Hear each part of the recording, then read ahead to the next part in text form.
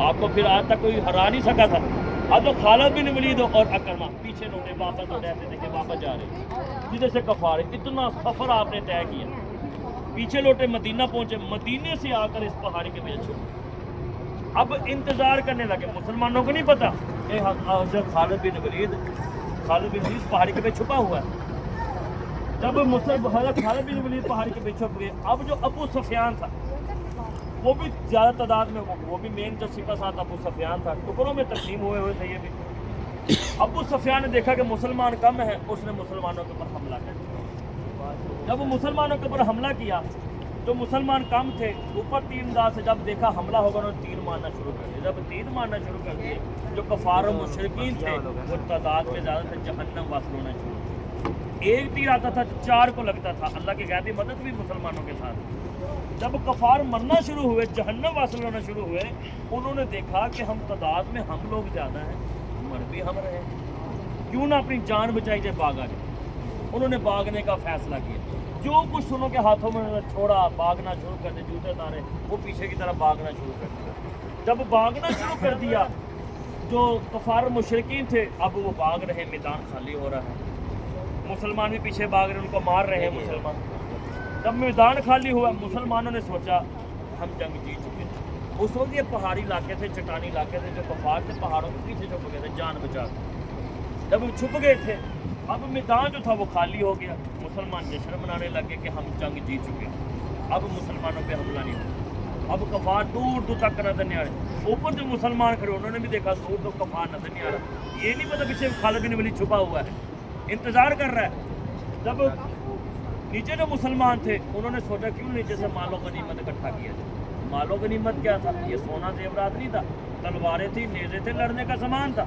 وہ جب اٹھانا شروع کرتے جو اوپر مسلمان کھڑے ہیں, انہوں نے سوچا کیوں نہ ہم بھی نیچے ان کی مدد کریں. لیکن حکم کیا تھا اس پہاڑی کا, جو مرضی ہو جائے آپ نے پہاڑی سے نیچے نہیں اترنا. جب 40 صحابہ نیچے آنے لگے, یہ دیکھیں 40 صحابہ نیچے آ چکے.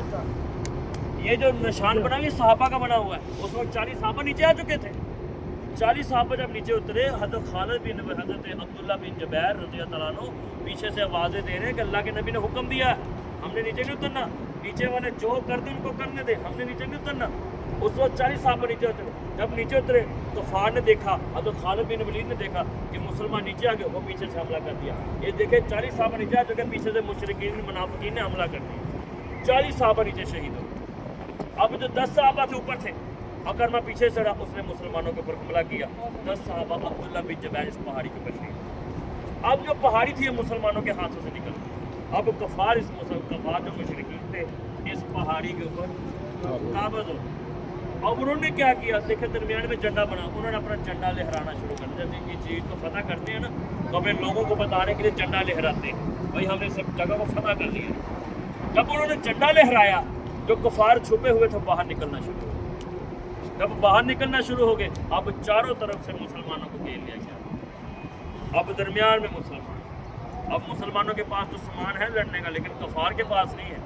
انہوں نے کیا کہ انہوں نے پتھر اٹھائے, مسلمانوں کے اوپر مارنا شروع کیا. ایک وقت ایسا بھی تھا جس نے اللہ کے نبی کے چہرے پہ پتھر, آپ کے چہرے انور پہ جب پتھر لگا تو آپ کے دندان مبارک شہید ہوئے. پھر اللہ کے نبی کے اس پہاڑ کی طرف لے جائے, صحابہ لے کے جا رہے ہیں. پھر مسلمانوں کو بڑا نقصان اٹھانا پڑا. بڑے سے فصلان مصعب بن نمیر عبداللہ بن جاش شہید رضی اللہ عنہ. پھر مسلمانوں کو بہت زیادہ نقصان ہوا. پھر جو ابو جہل تھا وہ مسلمانوں کے اوپر ہنس رہا تھا. ابو جہل کہنے لگا ہے محمد ہم جنگ جیت چکے ہیں. اللہ کے نبی نے فرمایا ابو جہل تم لوگ جنگ نہیں جیتے. اللہ کے نبی حضرت عمر بن خطاب سے فرمایا ہے, عمر ان کو جواب دے کہ آپ لوگ جنگ جیتے نہیں, جنگ تو ہم جیتے ہیں. جو تمہارے لوگ مرے ہیں وہ دوزخ کی آگ میں چل رہے ہیں, جو میرے لوگ شہید ہوئے وہ جنت میں جا رہے ہیں. آپ بتا کون جنگ جیتا ہے؟ وہ خاموش ہو کر اس نے جواب نہیں دیا. پھر اللہ کے نبی کو اس پہاڑ کے لے کے گیا, اللہ کے نبی کو لے جایا گیا. وہ غار آج بھی موجود ہے. ابھی وقت نکالیں, یہ جبل سلا ہے جس کے دامن میں اسلام کی 30 سب سے پہلی ہماری زیارت ہے. غزوہ خندق کس کے دامن میں لڑی گئی, یہ لکھا ہوا جبل سلا. اور یہ دیکھیں وادی عقیق, یہ علاقہ لکھا جس علاقے سے ہم نفل ادا کر کے ہیں, یہ وہ علاقہ ہے وادی عقیق کا علاقہ. آج چلے آپ کو